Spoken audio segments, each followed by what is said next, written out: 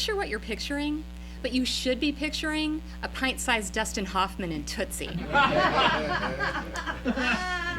Huge old glasses.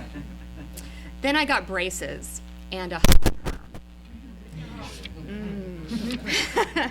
So over the summer, I morphed from a cute elementary school kid to a not-so-cute middle-aged woman with a bone to pick or something.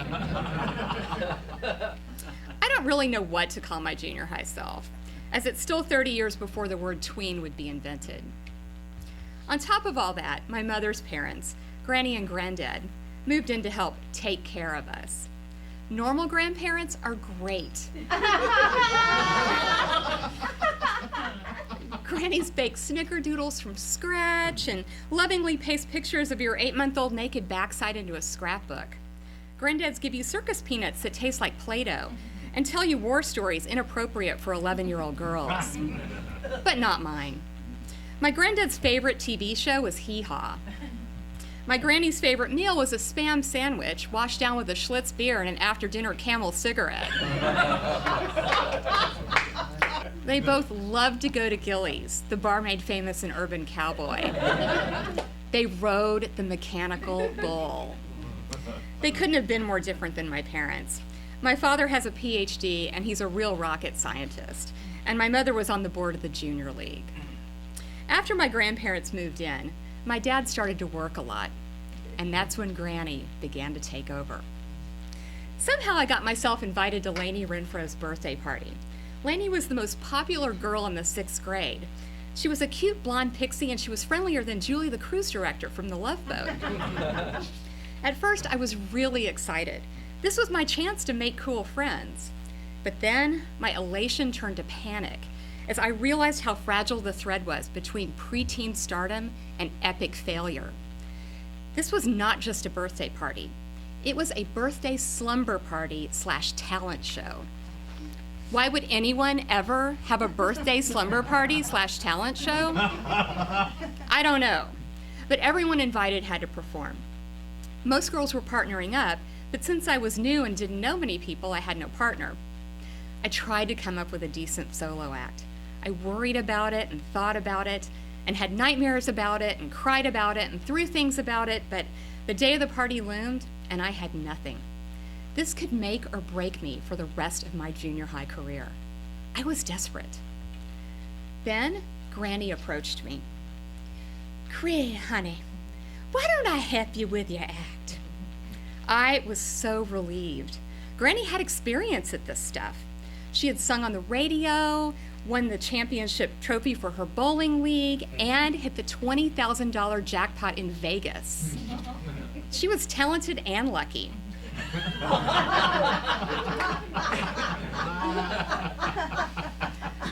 I was suckered in by this bouffant hairdoed charlatan in Keds and polyester culottes.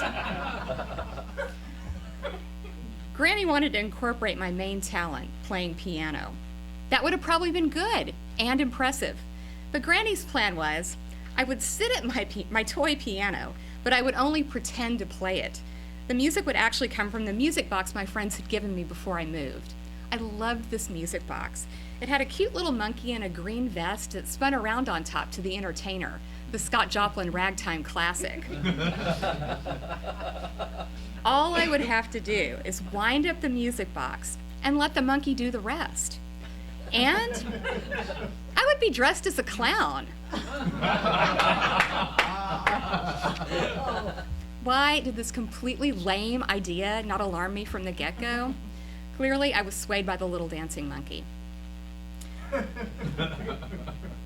It was twilight when Granny dropped me off at Lainey's house. I could feel the excitement in the air. The talent show was first, followed by cake, presents, and then the slumber party. Lainey's dad had built an elaborate and very professional-looking stage in the backyard. All the girls sat on blankets watching the show. I was the final act of the evening, and I was growing anxious as pairs of girls performed their routines. They were so polished, and their costumes were really cute. Jenny and Debbie sang "Don't Go Breaking My Heart." Debbie had a Dorothy Hamill haircut, and Jenny wore wacky Elton John glasses. Their matching jumpsuits were adorable. Kim and Lainey danced to the Laverne and Shirley theme song. They wore pink bowling shirts, and Lainey had embroidered the little cursive L on hers, just like Laverne. I looked at my costume. Granny had sewn some patches on her old pink pajamas and paired them with my green vest and bow tie from my 3rd grade tap routine. She covered my face in black and white mime-type makeup and drew a large, sad clown mouth. I didn't even have a fun clown wig. It was just my real hair, which is brown and still had the remnants of the home perm. With the makeup, I looked like a life-size Kiss doll.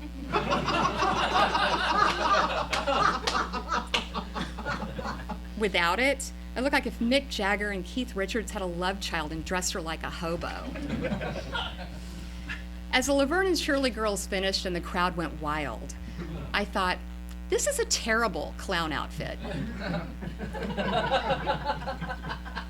Then it was my turn. My heart was pounding. I picked up my piano and stool and walked across the grass to the stage. The floorboards creaked and groaned under my weight. Did I mention I was a little chubby? Yeah. Add that to the image in your mind.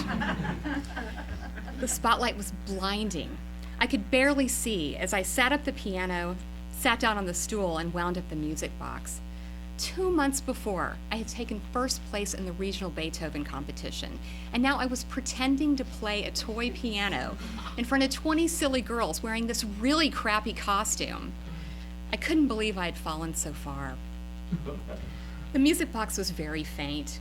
I don't even think the audience could hear it, and I know for sure they couldn't see the monkey because it was just an inch tall. I was sitting there paralyzed. It was probably a minute, but it felt endless. I started to sweat. My clown makeup began to run, and my Tootsie glasses steamed up. What kind of clown has glasses anyway? A stupid clown.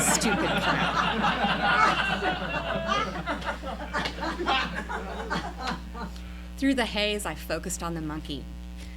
I saw its grinning face every time it twirled around, going slower and slower until the music petered out. That monkey was mocking me. Once the music stopped, the audience was completely silent. I sensed their bewilderment and loss.